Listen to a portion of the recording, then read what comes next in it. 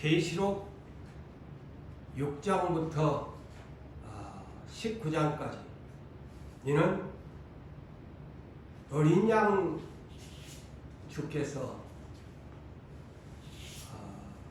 일곱인을 차례차례로 떼시면서 하나님께서 주시는 권세를 가지고 마지막 시대에 전쟁을 선포하는, 다시 말하면 요한계시록의 비밀에 담겨진 계획서를 서신으로 모든 하나님의 백성들에게 장차 이러한 일곱인을 차례차례로 떼면서부터 어린 양의 마지막 전쟁이 선포된다는 것을 가르쳐주는 계시록의 서신입니다. 다시 말씀을 드릴까요? 일곱인은 한마디로 어린 양의 마지막 심판과 함께 최후 승리를 얻기까지의 마지막 전쟁 선포입니다. 무시무시한 전쟁의 선포임을 여러분들은 지금은 실감나지 아니하지만 이 말씀을 또한 들으면서 계속적으로 듣다 보면 이제 정말 그 시대가 다가오고 있구나라는 것을 알게 될 것입니다. 그래서 오늘 일곱인을 떼시는 첫째 인을 떼시는데, 먼저 우리가 서론적으로 앞으로 계시록 6장에서 펼쳐질 첫째 인, 두째 인, 셋째 인, 넷째 인은 특징이 하나가 있어요. 말탄자가 있어요. 그래서 넷째 인까지 말탄자가 있는데, 첫째 인을 떼실 때에 오늘 힘 많은 탄자가 소개됩니다. 과연 이 힘 많은 탄자가 누구를 두고 가리키는 말이냐? 1절과 2절이죠. 다음 3절과 4절에는 붉은 말이죠. 붉은 말을 탄자의 비밀이 기록되어 있습니다. 그 다음에 셋째 인은 3절과 4절에 검은 말 탄자의 비밀이죠. 그리고 네 번째 7절에서 8절 초황색 말을 탄자의 비밀이 있는데, 다 내용들이 무시무시한 공포의 인을 떼십니다. 그런데 오늘 첫째 인도 과연 이 첫째 인 흰말 탄자에 대한 비밀이 무엇인가? 그래서 제가 본문을 가지고 두 번에 걸쳐서 여러분들에게 설명을 해야만 하겠기에, 여러분 간단명료하게 이것을 그렇게 해석하면 난해하게 되어지고 문제가 생깁니다. 그냥 문자적으로 보면 간단해요. 예수 그리스도가 아니겠는가, 이렇게 추측을 할 수가 있는데, 이 흰말 탄자에 대한 견해는 여러 가지로 해석을 하면서 결론을 내야 합니다. 그래서 두 번에 걸쳐서 하니까 다 저도 연결을 시키면서 잘 들으셔야 돼요. 어린 양이 만왕의 왕, 만주의 주가 되셔서 일곱 인봉을 하나씩, 둘씩, 제가 그랬지요. 계시록 6장에서 19장까지 이 앞전에 천상 낙원의 보좌에 있는 것에 대한 것을 소개할 때 이 재앙들이 차례차례 20차례에 걸치는 무서운 공포의 전쟁의 재앙들을 선포한다. 20차례에 해당되는. 근데 오늘 첫째 인이거든요. 첫째 인이에요. 이 첫째 인은 심판으로 오실 때까지 하늘의 권세를 입으신 어린 양이 땅에 전쟁을 선포하고 재앙들을 내려지는 그러한 전쟁에 대한 얘기입니다. 여러분들은 무슨 전쟁을 자꾸 들먹이냐? 이 말이라는 단자가 힌트를 주면 전쟁을 뜻하는 단어입니다.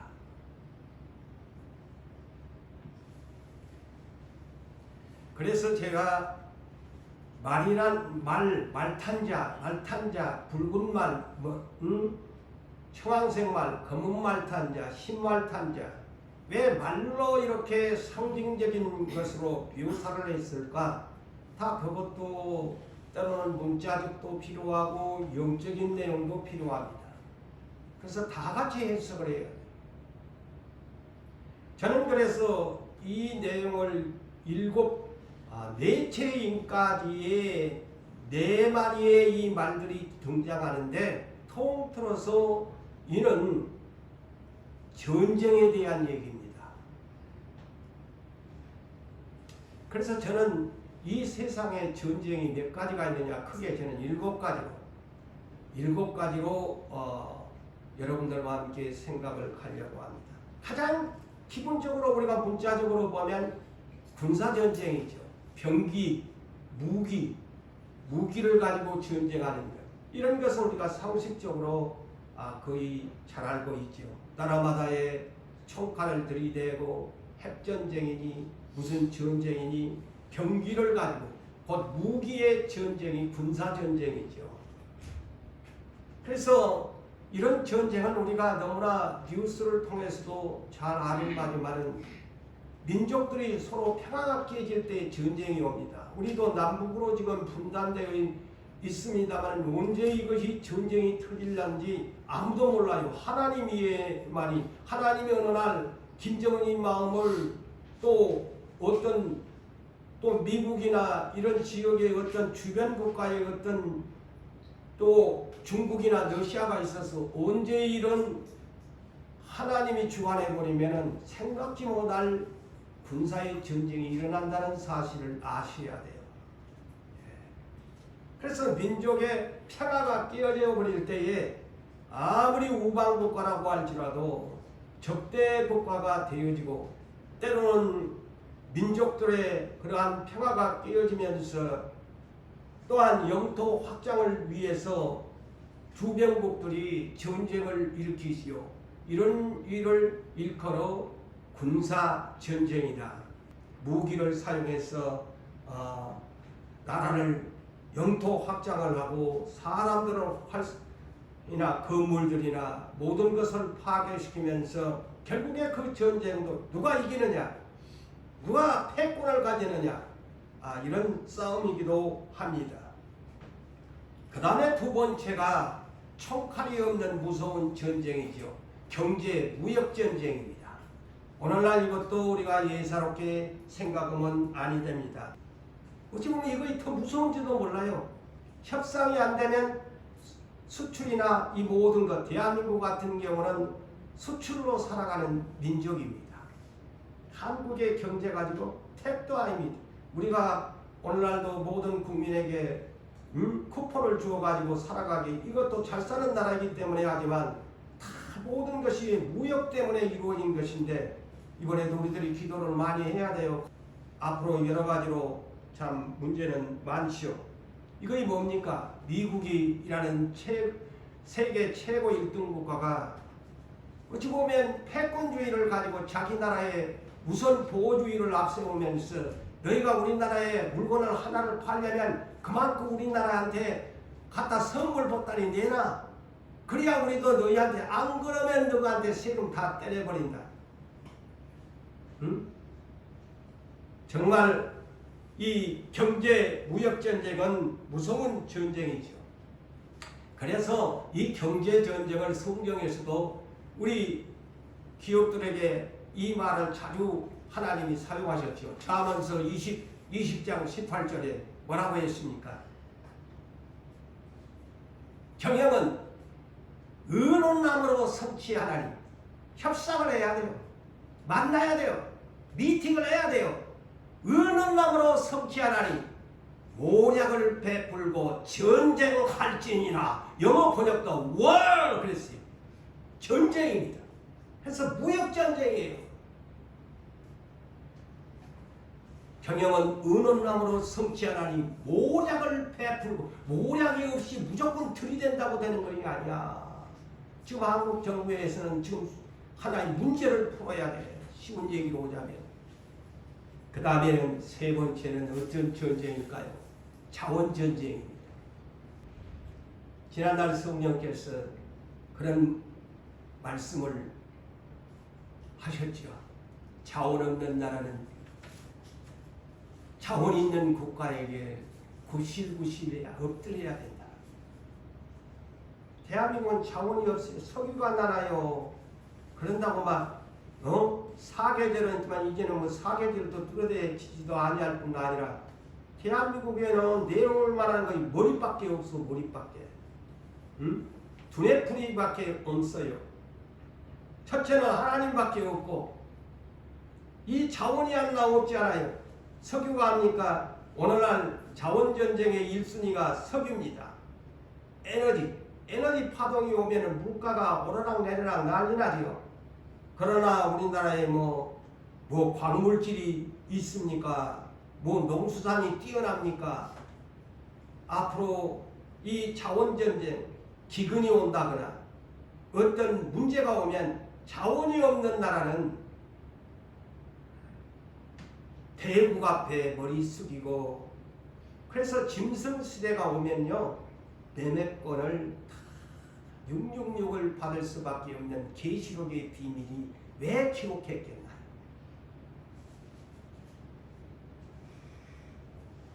그 다음에 네 번째는 교육전쟁이죠. 오늘날 다 교육도 전쟁이라고 합니다. 왜 교육을 전쟁이라고 합니까? 성적 우위 시대입니다. 공부 잘하는 사람들이 행복의 조건처럼 여기면서 공부 못한 사람들은 저 어디 회사를 좋은 데를 들어갈 수가 있나요? 정치계에 아무리 뛰어들고 싶다고 해서 머리가 좋아야 들어가지. 오늘날 장관들 보면은 뭐 서울대 출신이고 다 스카이 대학들 출신, 지방대 얼마나 있습니까? 그만큼 세상의 조건이 교육전쟁이에요. 그래서 오늘날 출산율이 왜 저조합니까? 그 원인의 한 가지가 자식 낳아야 부자들 못 따라가는데, 지난날에는 공부 60년대 이럴 때는 공부 가난한 사람들이 공부 잘하면은 막 장학생이 되고 그랬는데 지금은요 못 따라가. 부자들을 못 따라가. 왜? 교육의 수준차가 나니까. 학교에 가면은 잠자는 데가 된다. 그렇게 인식이 되게, 학교 가면 잠자는 곳이고 학원 가야 눈이 퍼쩍퍼쩍 돈 주고 공부하니까 눈이 퍼쩍퍼쩍 띄지고, 그보다 더한 부자는 해외 조기 교육을 받아가지고 미국이나 막 유럽으로 보내가지고 학위 받아갖고 오면 한국에 오면 알아주거든. 이 교육전쟁 가난한 사람들이 못 이겨. 가난한 사람들이 못 이겨요. 부자들 못 이깁니다. 내가 부자되라고 하는 얘기는 아닙니다만 세상이 그렇게 불공평한 세상, 이것 때문에 교육전쟁을 안 하면 못 이기니까. 자녀들이 아무리 머리가 좋아도 이거이 뒷받침이 안 되면은 결국에는 처음에는 같이 수준을 가지만 나중에는 성적차가 떨어져 버려요. 그래서 부모들이 오늘날 정신 안 차리면 자식 하나라도 제대로 못 가르치잖아요.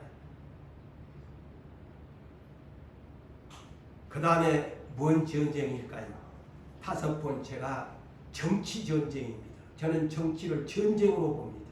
나는 이 대한민국에 살면서 물론 이런 나라가 없지요. 하나님이 세계적인 복음의 국가로 만들어 주었어.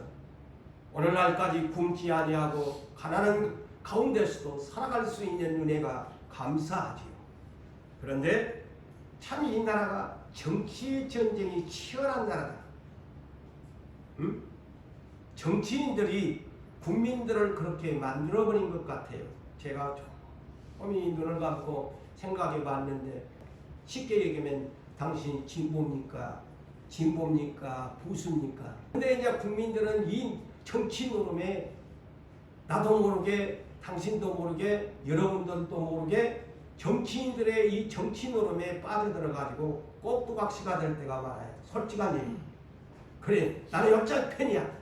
나는 여쪽 편이야. 그래서 아무리 하나님의 말씀을 들이대도 이 정치의 이 전쟁 앞에서 목사도 소용이 없고 장로도 소용이 없고 교육자도 소용이 없고 요 이념 갈등에 빠져가지고 집안에도 내가 어떻게 국민일보가 언제 한번 보니까 세상에 두 부부가 크리스찬인데 그래서 결혼을 했대요. 너무 하셔서 좋았는데 이 부부가 이혼을 했어. 왜? 남편은 보수고 여자는 진보야. 그런데 남편이 자꾸 보수 TV를 보게 여자가 살고 국민일보에 나왔잖아. 세상에 이 신앙보다도 이념이 더 위에가 있어. 그래 이혼했대. 사실은 세상에 이런다. 이 기독교 안에도 이런데요. 너무 지나칩니다. 그래서 정치 전쟁이라는 것이 정말 무서운 것이다. 저도 이제 많이 반성을 하면서 항상 하나님 편에 서서 생각을 하자. 말씀에서 생각하자. 너무 지나치면 이거는 하나의 마귀 노름에서 정치 전쟁으로 빠져버리는 사람이 됩니다. 그래서 가족하고도 맨수가 되고 자식하고도 부모하고도 그래가지고 되겠수? 이념이 달라가지고. 그 다음에 6번째 복음 전쟁입니다. 그래서 제가 이런 것을 다 연관이 있기 때문에 지금 뭔 목사님 뭐 이런 전쟁 알아놔야 돼요. 여러분 이걸 상식적으로 모르면 이 계시록을 풀어갈 수 없습니다. 제가 이거 알겠어요? 하나님이 그런 영감을 주시니까 여러분들과 함께 생각하지. 복음 전쟁 바로 이 흰말탄 자의 하나의 키워드는 복음 전쟁입니다. 복음 전쟁이라는 말이 뭐냐? 복음으로 예수 그리스도의 십자가의 복음을 온 세상 땅끝까지 정복시키는 것이 복음 전쟁입니다. 복음이 모든 땅의 민족에게 들어가서 그들이 예수의 복음을 받아들여서 사망에서 생명으로 옮겨지는 이것이 대승리지요. 그 예수님의 복음의 대승리입니다. 그런데 반대로 마귀놈은 못 들어가게 합니다. 박해하고 핍박하고 온갖 거짓 복음들을 연막 전술을 써가지고 복음이 진리의 복음이 땅을 정복하지 못하도록 예수의 복음이 정복하지 못하도록 방해하고 있다는 사실을 아신다면 이 복음 전쟁이 무엇인가를 여러분들이 알게 됩니다.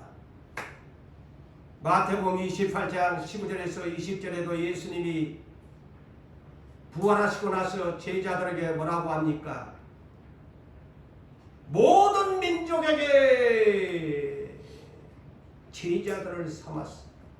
예수를 증언하고 합니다. 그게 복음 전쟁입니다.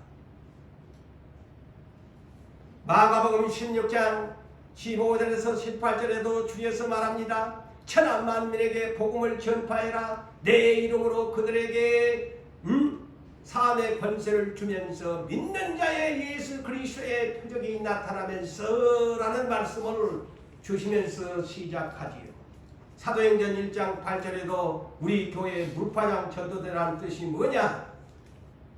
예수 반석 돌 물 위에 탁 던지면 완전히 동그라미를 그리면서 퍼져나가죠. 그게 물파장이죠.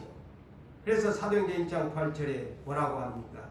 예루살렘으로부터 유대와 사마리아 땅끝에 이르러 내 증인이 되라. 복음을 전파하라고 하지. 이 복음의 정복을 하라는 겁니다. 복음을. 그래서 예수님이 마지막 시대에 대한 예언을 이렇게 합니다. 마태복음 24장 13절에서 14절에 보면 마지막 시대가 이렇게 제자들의 질문에 이렇게 말씀을 하지요.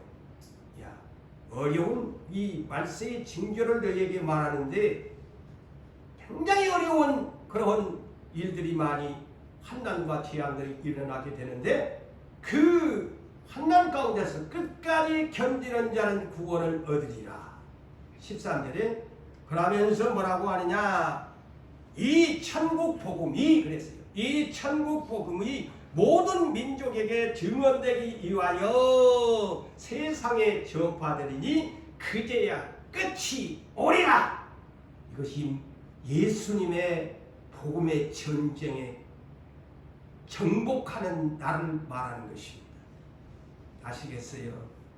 예수님의 목적은 이 지구촌에 예수의 이름이 다 복음이 들어가서 마귀놈에게 종로를 냈던 그들이 죄에서 해방을 맞이하고 새 하늘과 새 땅으로 옮겨가는 그 복음을 세상 끝날까지 전해지기를 원하는 것입니다. 그리고 마지막 전쟁이 뭘까요? 마귀와의 전쟁입니다. 마귀와의 전쟁. 우리 크리스찬들은 이것을 날마다 치우면서 살아야 돼요. 마귀와의 전쟁. 저 역시도 오늘 하루도 여러분들도 내일도 모레도 죽는 그날까지 마귀놈은 어린 양 예수와 전쟁을 벌이고 어린 양을 따르는 모든 무리에게도 전쟁을 선포하면서 이를 갈면서 천국에 가지 못하도록 길을 막고 있다는 사실을 아셔야 합니다. 그래서 창세기 3장 15절에 원시복음의 최초의 이 구약 성경의 첫 구절이 여자의 후손이 와서 저 왼수의 머리를 상하게 할 것이다. 그것부터 전쟁이 선포된 것입니다. 예수님은 선한 어린 양이 준 줄 알았는데 저 원수놈은 예수의 발꿈치를 상하게 할 것이지만 여자의 후손 메시아는 오시면 그 원수놈의 세상 말로 대가리를 깨부시게 될 것이다. 상대가 안 된 전쟁을 벌이게 된다는 거예요. 전쟁을 선포했어요. 이미 에덴 동산 추방 후에 여자의 후손 메시아는 이제부터 전쟁 선포대. 마귀놈아, 네가 에덴 동산을 그렇게 만들어버렸지. 그러나 내가 만왕의 왕이 될 때까지 참고 두고 보겠다. 너와의 전쟁은 계속되어지고 마지막 이제 내가 올 때가 되면은 네 마귀놈의 수하에 있는 모든 자들과 너를 추적하는 모든 인간들 다 내가 멸절할 것이다. 그래서 요한일서 3장 8절에 하나님의 아들이 이 땅에 나타나신 것은 마귀의 일을 멸하려 하심이라.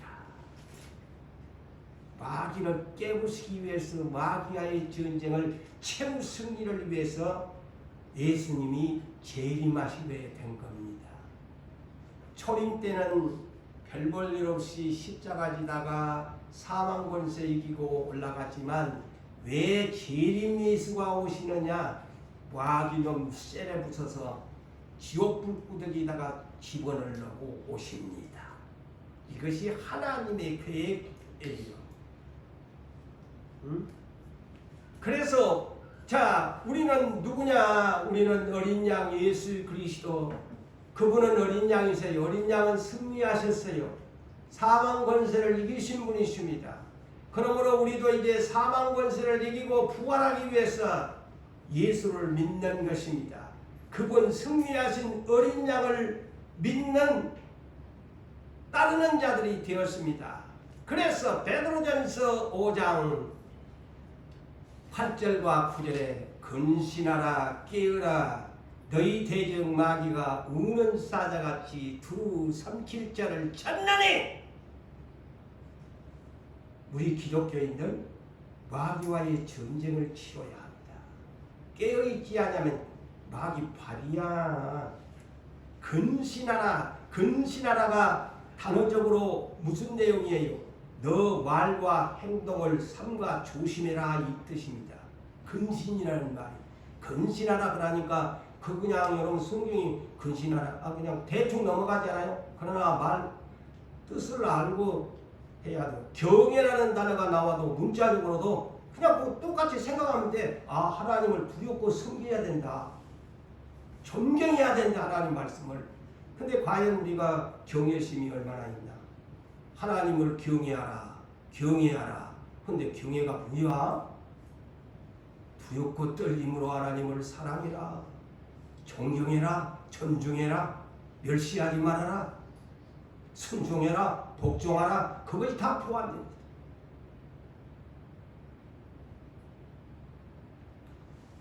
그래서 에베소서 6장 11절로 18절에 우리에게 마귀의 관계를 대적하기 위하여 하나님의 전신갑주를 입어라. 진리의 허리띠로부터 시작해서 참 통신병이 되는 기도의 폼까지 가지고 다니라니. 그게 하나님 전신갑주를 입은 거야. 그래서 기도 안 하는 사람은 하나님 나라의 통신병이 아니야. 이거 뭐 어떻게 성령님이 소식을 줬는지 안 줬는지도 모르고 살다가 그냥 마귀 밥이 된 거야. 근신하고 깨어있지 못했어. 기도폰 가지고 다니셔. 핸드폰은 때로는 빠져도 되지만 기도폰은 챙기세요. 하나님 나라의 기도폰을 가진 사람, 가장 현명하고 지혜로운 사람, 하나님과 대화하는 사람, 하나님과 교통하는 사람, 하나님의 통신명이니 그때를 알고 그때를 준비하는 사람입니다. 할렐루야. 마귀와의 전쟁은 그만큼 대가를 치러야 되잖아요. 마귀놈이 예수 못 믿게 하고 모든 일을 가로막으니까 첫째 따라오는 거이 고난이 따라와. 욥을 보니까 이해가 되잖아요. 욥을 찾아오갖고 그냥 쑥대밭을 만들어 버리잖아. 마귀놈이 그런 권세가 있다니까. 죽이고 살린다니까. 하나님 허락하여서. 그래 쑥대밭을 만들어 버려. 가족의 행복이고 뭐고 그냥 건강이고 뭐고 다 마귀놈이 와서 져서 버리잖아요. 그래서 나에게 고난이 와. 또 예수 믿는다고 박해가 와. 아이고 못된 놈 저 마귀놈. 제 왼수 같은 놈. 우리는 저놈 저주받을 놈 하고 그냥 쫓아내야 돼. 이 더러운 마귀놈의 새끼야. 나사렛 예수를 명한다. 져서는 안 돼. 이 마귀놈은 또 뭔 짓거리를 잘하냐면 마귀가 우리 마음을 사바를 잘해요. 굉장히 나도 모르게 예수 말씀보다는 예수의 속삭임보다는 성령님의 속삭임보다는 마귀가 나한테 주는 생각을 더 경외를 한다니까. 저 역시 그냥 나도 모르게 그놈의 미혹 전쟁에 내 자신이 마음을 뺏겨버리고 내 액션도 뺏겨버리고 내 모든 동작을 뺏겨버리고 마귀놈은 이 한 시간도 와가지고 고종 목사 설교 지겹지 듣지마. 잠자는 것이 편해. 잠을 갖다가 주워버려. 그러면 나도 모르게 잠이 들어가고 정신 다 팔아버리고 하나님 앞에 예배인지 막걸리인지도 모르고 사는 거야. 응? 정신 차리셔야 돼요. 여러분. 마귀가 미혹의 전쟁을 대단히 잘합니다. 미혹을 잘해요. 미혹을 잘한다니까. 그래가지고 또 어떤 일을 벌이냐. 미혹을 잘하니까 적그리스도를 만들어내. 예수처럼 행세하도록 적그리스도를 만들어내고, 두 번째는 거짓 선지자들을 잘 만들어내고 거짓말하는 영을 주어가지고 거짓 예언을 하게 만들어. 사람들 얼마나 마귀놈이 잘났는지. 성경의 바탕에 두지 않으면 은사 함부로 했다가 큰일 납니다. 항상 성경을 많이 알아야 돼요. 성경을 놓고 은사를 내 자신도 저 역시도 오늘날까지 이 세월을 성경의 바탕 위에 나를 항상 저울질을 했습니다. 이게 맞나 안 맞나? 성경 없이 그냥 입에서 나온다고 그냥 다 된 것처럼 떠들었다가는 마귀놈이 얼마나 재주가 뛰어난지요. 미혹의 영을 거짓 선지자 하루아침에 만들어버립니다. 아시겠어요? 거짓 선지자 하루아침에 만들어버리는데 그것도 모르고 그냥 팔에 앉아갔나 은사 하나 주면은 그냥 세상만사 내 것이야, 세상만사 내 것이야, 나는 하나님과 통하는 사람이야, 나는 교통하는 사람이야, 니만 은사자가 교만이 쫙 들어가 버립니다. 그럼 그때부터 끝나면 마귀에 이기는 종노릇밖에 안 해요.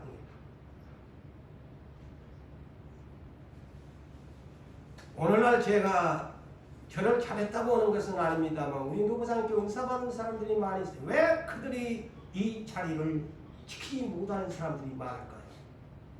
그것 때문입니다. 성경 위에 성경보다 은사를 더 위에 두다 보니까 성경을 무시해버려 자기들의 주관적으로 판단을 해버리는 거예요. 에? 굉장히 조심해야 되고, 그래서 구약에도 왜 엘리야 선지자 밑에 선지자들이 있고 엘리사 밑에 있으니 다 이름도 없는 무명한들이 뭘까요? 그들도 제대로 하나님 앞에 인정을 받아야 엘리사처럼 쓰고 엘리야처럼 쓰는 거야. 은사 주었다고 그냥 다 쓰는 것이 아니야. 세상에 아까도 봤지만은 뭐 국회의원 아무나 하나요? 대통령 아무나 하나요? 교수 아무나 하나요? 다 거쳐가지고 시험 거쳐가지고 자격된 자격증을 얻을 때만이 비로소 쓰는 것이지요. 하나님 나라의 일도 마찬가지야. 일도 마찬가지. 왜 제가 이 7가지의 종류의 전쟁을 소개했나? 본문 1절과 2절을 이해하기 위해서입니다. 자, 사도 요한이 환상을 봅니다. 내가 봄에 이 환상을 보았다는 겁니다. 천상에 올라가서 성령의 감동에 이끌려서 천상의 낙원에 올라가서 내가 환상을 봄에 어린 양이 7인봉에 하나를 떼시는데, 이제 어린 양이 하나를 떼시는데, 여기는 이제 순서적으로 보니까 여기는 첫째를 띄었다는 말은 없는데 하나를 띄었다는, 첫째인을 띄셨다라고 여러분이 그렇게 이거를 기록해 놓으세요. 첫째인을 이제 드디어 첫째인을 어린 양이 7인 중에 첫째인을 떼시는데 내 생물 중에 하나가 그랬어요. 자, 내 생물 중에 하나가 6장을 보면 내 생물은 이미 4장을 그래서 보았죠. 4장에 6날개 달린 스랍천사, 이를 내 생물이죠. 천사들 중에 가장, 여기에서 보면 가장 지위가 높다는 것을 말해줍니다. 하나님의 기쁘신 어린 양의 모든 행할 일을 이 내 생물이 주관하고 있다는 것을 알 수 있습니다. 그런데 내 생물 중에 하나가 그랬죠. 아까는 7인 중에 하나를, 근데 첫째인을 떼셨네, 이렇게 여러분이 해석을 하시고, 내 생물 중에 하나가, 그러면 누가 띄었나? 근데 그 뒤 문장을 보면은 둘째 생물이 또 둘째인을 떼신다 이렇게 보니까 계시록 4장 7절에 내 생물도 순서가 있어요.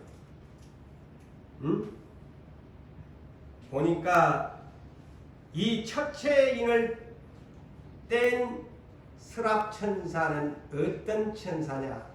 사자 모양을 한 천사다. 자, 그렇게 하면서 이 계시록을 풀어가야죠. 그냥 무턱대고 하나가 누구요? 그러지 말고 4장 7절에 첫째 생물은 그랬어요. 첫째 생물은 사자 모양 같아. 여기에 지금 첫째 사자 모양을 한 용감한 동물 중의 왕, 그런 용맹성을 가진 사자 형상을 가진 천사가 첫째인을 떼시기에 앞서서 이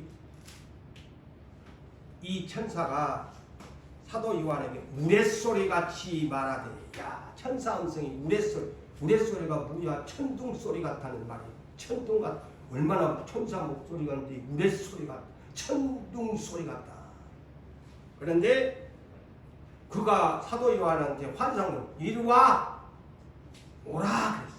오라 하기로 이에 다시 두 번째 내가 보니, 자, 여기에 간당간당 하는데 아주 깊이가 있다는 것을 아셔야 됩니다. 자, 첫째 흰말이 있는데 두 번째로 볼게요. 아, 흰말 위에 탄자가 있어. 응? 흰말 위에 흰말이 딱 보이는데 그 다음에 두 번째 단계는 그 흰말 위에 탄자가 있다. 그런데 이 탄자는 활을 가졌다. 그리고 그 다음 단계가 멸구관을 받고, 그 다음에 단계가 나는 이것을 아주 섬세하게 봅니다. 단계적으로. 그 다음에 나아갔다. 태도가 아니고 앞으로 나갔다는 말이에요. 그리고 이기고 또 이기려고 하더라. 이 2절이 여러분들에게 오늘날 여러 가지 해석을 주어지는 그런 말입니다. 자, 말탄자. 드디어 이제 이 흰말 탄자인데, 자, 말의 상징은 우리가 흔히 문자적으로나 이 사회적인 옛날로 돌아가서 오늘날은 이 말이라는 것이 그렇게 대단히 뭐 승마탄 사람들이나 부자들이나 무슨 막 이리 타고 또 잘 사는 귀족들이나 무슨 타는 것이고, 저 몽골 같은 데는 대평원에서도 그렇게 사용을 합니다만, 보편적으로 우리가 말의 상징이 뭐냐, 교통수단으로 사용할 때 하지요. 그리고 옛날 같으면 소식을 전할 때 쓰지요. 그리고 짐을 운반한다거나 이럴 때 말이라는 것을 짐을 운반하고 또 아니면 교통수단으로 사람이 타고 다니기 위해서 거리는 그렇게 해야 되고, 그 다음에 이 말의 본문의 핵심은 그것보다도 뭐냐? 전쟁에 사용하는 도구가 말입니다. 그래서 이 문장을 이해하려면 전쟁에 사용하는 말로 여러분이 이해하셔야 바르게 이 문장을 해석할 수 있습니다. 그래서 이 단어 하나하나가 계시록은 대단히 중요합니다. 흰말 탄자 해석은 제가 이제 먼저 서론적으로 세 가지로 분류해서 해석을 하려고 합니다. 그래서 다음 주에 최종 결론을 내가 내리도록 할게요. 흰말 탄자, 이것은 저는 세 가지로 이렇게 보면서 견해를 말씀을 드리려고 합니다. 첫째 견해는 복음의 승리를 말합니다. 복음의 승리, 곧 온 세상을, 아까 제가 했죠, 어린 양이 복음으로 땅을 정복한다. 이런 복음의 승리를 의미하는 흰말 탄자다. 그래서 어린 양 예수와 함께 교회가, 오늘날 예수님의 머리가 되시는 교회가 예수의 복음을 모든 세상에 끝날까지 이기면서 주님이 오실 때까지 복음을 전파한다는 그런 의미이기도 합니다. 그 다음에 두 번째 견해가 뭐냐? 아까도 얘기했다시피 바비놈이 미혹의 전쟁의 개수라고 했지요. 바비놈이요, 광명한 천사로 위장합니다. 나중에 다음 주에 들어보면 이해가 돼. 광명한 천사. 그래서 거짓으로 가장한 그러한 거짓 그리스도, 거짓 선지자들을 상징하는 견해입니다. 이 흰말 탄 자가요. 예? 거짓으로 가장한 그 성경에 있어요. 내가 괜히 만들까요? 그래서 이 잘못 보면 난제가 되고 헷갈리게 만들어 버린다 이거죠. 이 성경의 바탕에 부재하냐. 그래서 아까도 얘기했잖아요. 마귀는 아주 연막 작전을 씁니다. 어린 양이 세상을 정복하지 못하도록 그들도 흰말 탄 자가 됩니다. 흰말 탄 자가 돼요. 그래서 거짓 그리스도가 나오게 되어지고 거짓 선지자, 이는 마태복음 24장에 자세히 남아있어. 그것을 여기에다가 다음 주에 내가 붙일 거예요. 연막작전을 씁니다. 거짓 그리스도인들까지 나와. 이제 오늘날 교회는 교회이지만 많은 사람들이 주의 전으로 오르내리지만 마귀를 따르는 거짓 선지자가 있음과 같이 그리스도인들이 교회 안에 많이 마지막 때는 나온다는 사실을 아셔야 됩니다. 그래서 알곡과 쭉종이로 심판을 한다는 거요. 이 비밀을 아셔야 돼. 교회만 오면 다 알곡인 줄 아는데 그것은 내 생각, 여러분 생각, 하나님 생각은 아니야. 이 중에 거짓 그리스도인들이 있다는 거야. 그래서 심판이 오는 겁니다. 그래서 고린도후서 11장 13절에서 14절에 사도, 거짓 선지자들에 대한 사도 바울이 말합니다. 광명한 천사로 가장 하나님. 예? 광명한 bright angel. 예수님이 광명한 새벽별이라고 그랬죠. bright morning star. 근데 오늘 마지막 때에 이렇게 광명한 천사로 bright angels, 가장한 의의 일꾼으로 가장을 한대요. 이제 깨어있지 못하면 긴가민가 하다가 미혹돼가지고, 아까 내가 은사했잖아요. 그냥 은사 받을 때는 성령이 주셨는데 이 성경도 무시하고 그냥 지멋대로 그냥 하다가 그냥 이상하게 변해버린다 이 말이죠. 마귀가 그냥 쫙 자기 걸로 만들어버려요. 그래서 제가 다음 주에 이에 대한 것을 설명해 드리겠다는 겁니다. 2부로. 그러므로 오늘 본문의 해석을 하자면 첫 번째의 해석이 흰말 탄 자. 아까 그랬죠. 사자 모양을 한 6개 날개가 달린 천사가 사도 요한에게 이리 오너라 그랬죠. 그 첫째 인을 떼었어요. 그리고 흰말을 탔는데, 자 이거 지금 예수 그리스도로 보시면 돼요. 첫 번째 이 견해가 흰말을 탔다. 근데 활을 가졌다.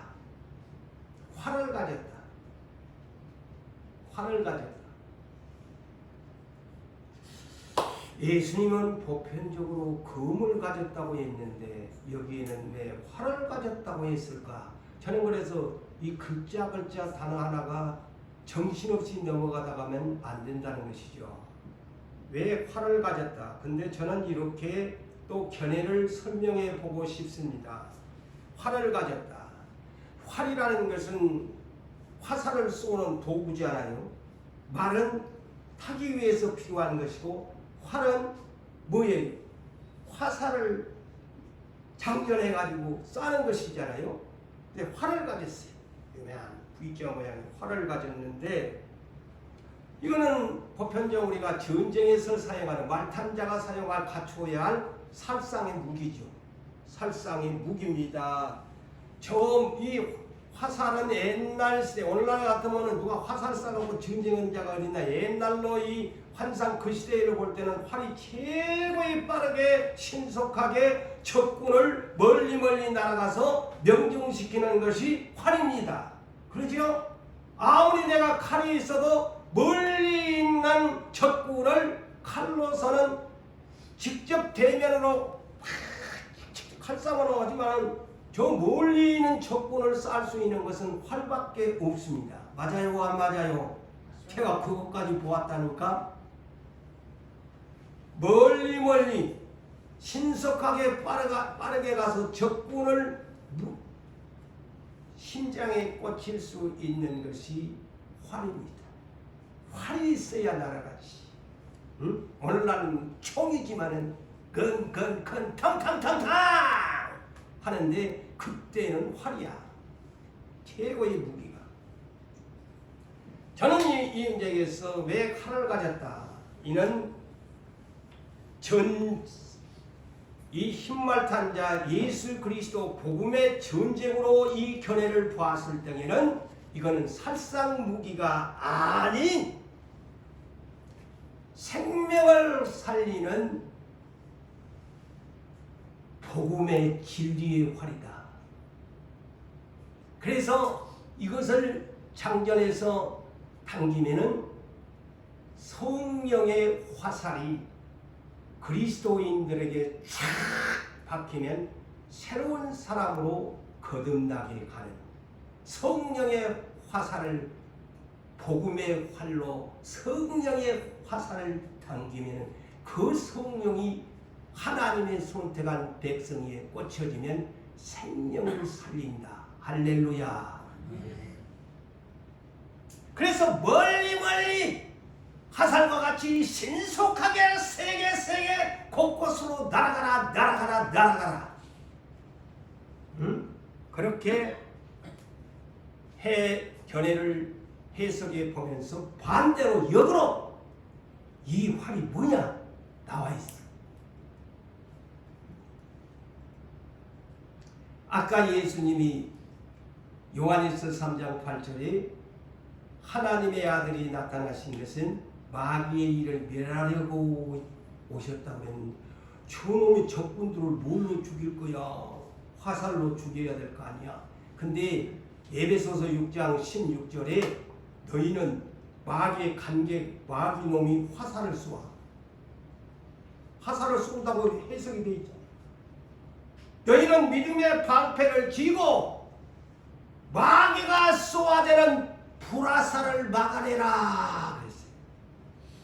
그러니까 이거는 이제 거짓 선지자 거짓 그리스도들이 마귀놈에 의해서 앞으로요 불화살을 마귀가 방패 안 가지면요 불화살 맞아가지고 다 마귀놈의 종로로 떼버려. 그러니까 예수님도 이 방법을 알고 이 성령의 화살을 쏘아서 성령은 로마서 8장 11절에 뭡니까? 성령은 살리는 영이야. 살리는 영이야. 예수님도 죽은 자 가운데 살리셨고 우리도 죽은 자 가운데서 살리시는 영이 성령이시다. 할렐루야. 자, 그 다음에 여기에 멸류관을 받았다. 근데 여기는 해석하기가 난해하잖아요. 도대체 뭐 고지 선지자가 멸류관을 받았다는 거 이거 누가 받았다는 거냐? 자, 여기는 어린 양으로 해석을 할 때에 계시록 14장 14절에 구름 위에 앉은 흰 구름 위에 앉은 인자 같은 분이 금면류관을 썼더라. 그래서 성경은 여러 군데를 뒤적거려 봐야 돼.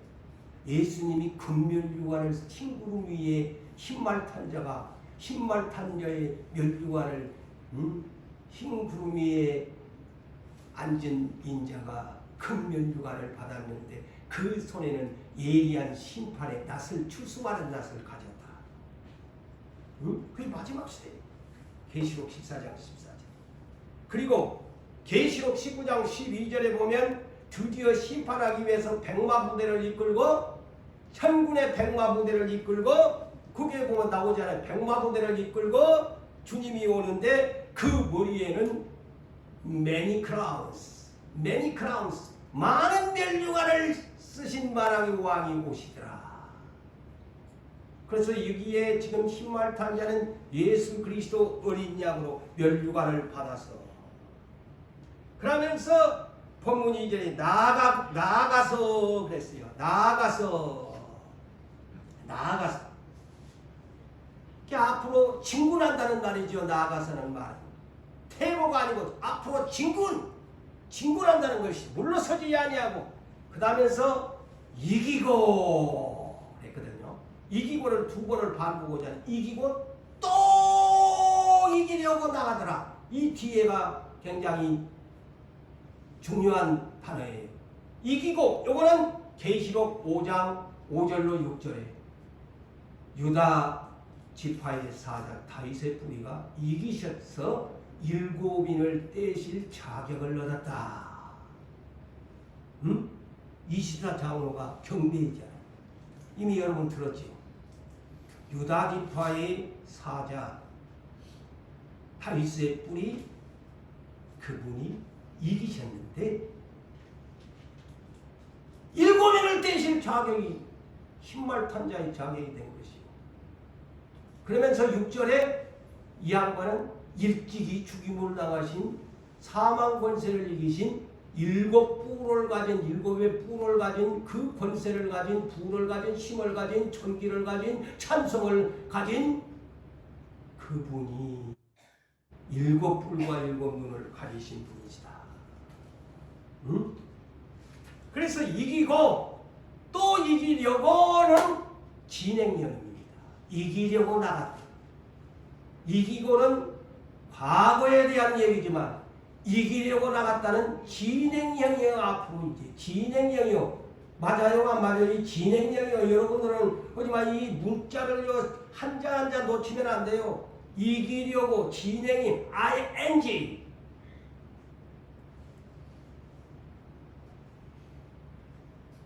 어린 양의 면류관 부활 이후에 받았지요. 예수님이 사망 권세를 이기고 부활의 첫 열매가 돼서 어린 양이 면류관을 받았지요. 그때부터 이제 심판할 때까지 이기려고 어린 양이 흰말탄 자로서 이 땅에 오시게 될 것을 말합니다. 그런데 여기에 뒷받침하는 계시록의 두 구절을, 두 성경을 소개합니다. 계시록 17장 14절, 오늘 본문과 함께 짝을 이루면서 아 그렇구나 라고 해석할 수 있는 내용입니다. 자, 보니까 그들이 그랬어요. 여기에 그들은 그 앞에 문장을 안 보면 모르죠. 누구냐면 정반대의 상징적인 존재가 나타납니다. 붉은 짐승을 탄, 예? 흰말탄 자 반대에 붉은 짐승을 탄 자가 17장에 등장해.